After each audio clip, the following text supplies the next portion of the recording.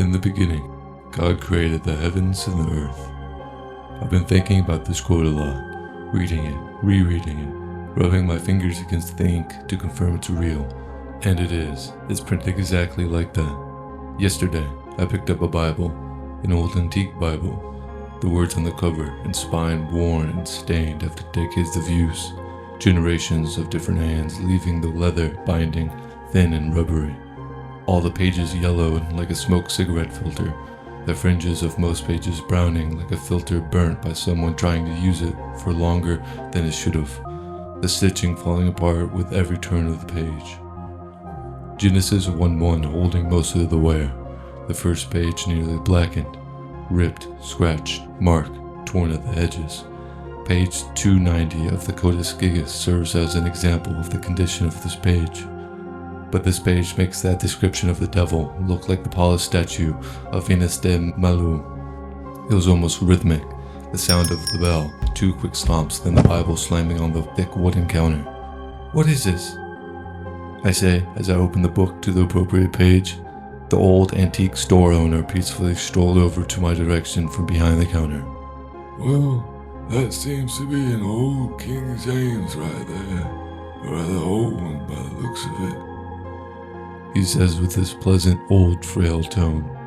"No, this," I say, pointing to the dark, mutilated first page of Genesis 1:1, finger pressed against the few first words of the page.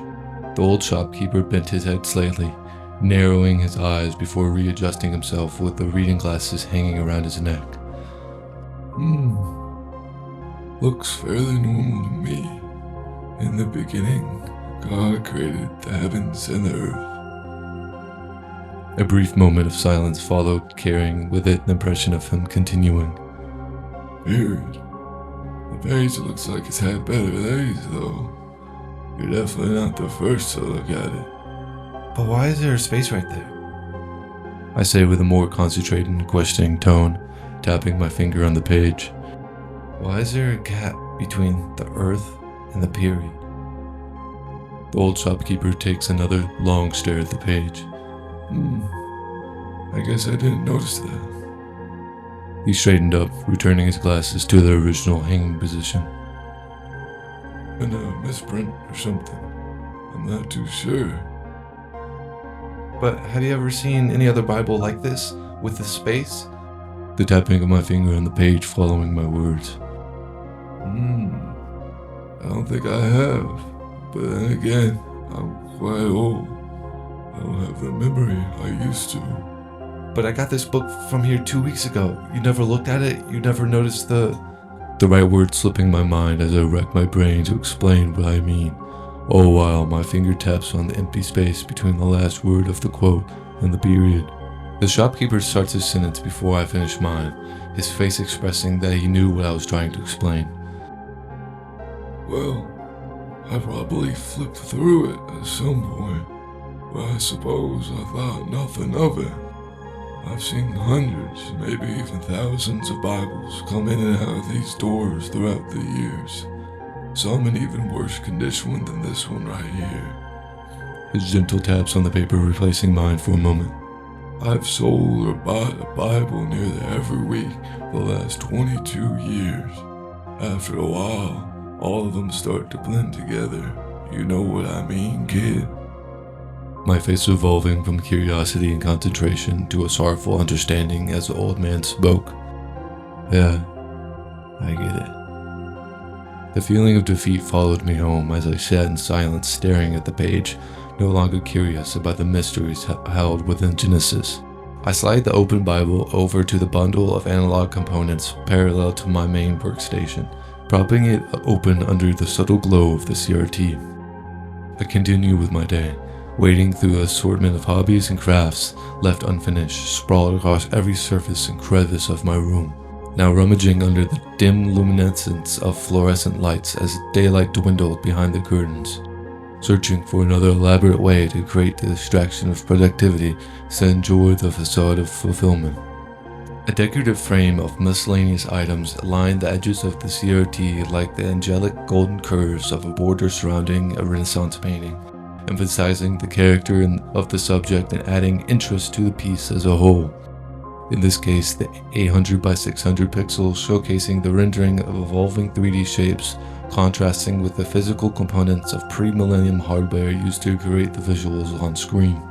A tripod topped with a camcorder capturing the beauty of my creation stood mere feet away, feeding its distorted representation of the screen through a digestive track of wires connected back to the CRT, forming continuous and dissipating psychedelic shadows outlining any object positioned in the liminal area between the lens and the screen, all of which recorded to the digital formats for later use in entertainment. That later use came quicker than I thought, as the intrigue of the visuals lingered in the forefront of my thoughts, boredom perpetuating my decisions to indulge in hours of footage. This particular session ran just longer than 45 minutes. The video was accelerating as I dragged the playhead across the MP4, raking through the uninspiring collage of color to the more complex, rapid, fluctuating colors. I let the video resume to its natural speed and watch, clipping and cutting the video to fragments as I saw fit. After a few moments, the position of the camera slowly drifts downwards, revealing more of the physique and construction of the CRT's frame. Those mechanical pieces washed into the sea of enigmatic, multicolored lines and shapes. The fringes of the murky yellow papered Bible slithering its way into the lowest pixels of the video. The video continues this way, incorporating large amounts of physical aspects into the morphing mosaic as the camera gradually drifts downwards, exposing the beginnings of Genesis and the printed words I've come to familiarize myself with. But my familiarity came to an end when the ghostly appearance of text faded into existence within the margin that I grew so obsessed over. It took a few moments to internalize the incremental appearance of the text, pausing the video as soon as my thoughts transferred to the movement of my hand. Glasses bouncing off the monitor as I lean in too close. The video expanded to 500% larger than it was previously, engulfing every pixel of the monitor. Nearly unintelligible, shifting and moving, avoiding the focus of my eyes, dancing in my peripherals, fractured into a million pieces, each colorized by a different hue of the feedback loop, acting like roaming floaters etched into my pupils much more than words written on a page, seemingly projected from within myself onto the monitor than the written appearance of text translated through screens. Tears rolling down my cheeks, eyes widened, unblinking, unmoving, colorful spectrum of radiant light frozen, washing out the tones of my skin and replacing them with the dazzling tapestry I've purposely submerged myself in. Thoughts and eyes now searing due to my addiction to a single frame. But not the gates that wait for your arrival. This is all I could see. A bold vignette narrowing my view even as I turn away, the same scene portraying itself even as I close my eyes. No matter the direction and surface, those light brown words were constructed as the mantelpiece of my vision. Only until the pulsing bright white light flooded through the cracks of my curtains, beaming rays of blinding light anywhere it could escape into my room, easing its exposure as it gradually lifted upwards, concealed by the slanted shutters sloped over my window. Like a moth to a flame, no thought or motive made me undress the window of its curtains. It felt instinctual, inherited, a blessing, a savior to surrender myself to, the physical essence of my purpose. I immersed myself into the light now, replacing the dark vignette of my vision with the bright white one as I watched the floating orb hover over the lake, scorching my eyes with reflections off the glossy pine needles in refracting water, but no physical force could have distracted me from this interstellar oddity. The radiant orb now nestled in the in-between of the branches of looming Scotch pines.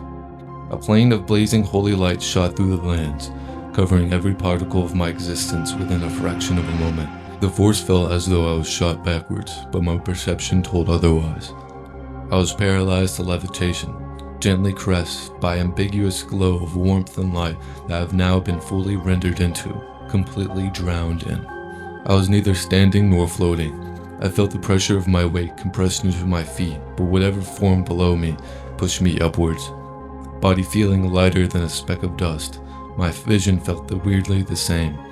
There was nothing to focus on, nothing forming within the foreground or background, no objects, shapes, no perception of distance, no color besides the warming subtle glow of white that surrounded me, my eyes rolling in their sockets to confirm my situation.